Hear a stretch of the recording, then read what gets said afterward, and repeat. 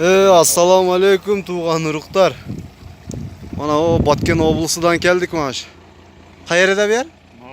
Narın oblasıga geldik ma. Katta maşina menen geldik. Mana şu sudu Canat dedi de işembe geldik. Mana şu bay bala salarken men kuyu berem dedi de geldik mana. Pis.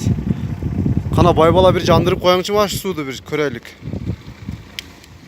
Ha, Xudayın əmri men qaranızlar su canı da su. Damla ölçüp kaldık ana. Şamal ölçüp koyatken onu şamal biz. Buna ataya koyup koyuptur. Ana. Allah'ın əmri menen su küyü yutkanını qaranızlar ha. Su küyü yutatmaya da su ma qaranızlar.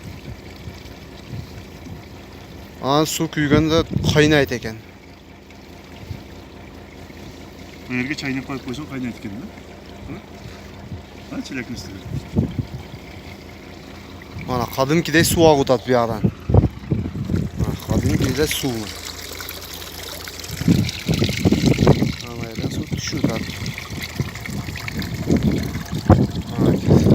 Kadınki de o canı.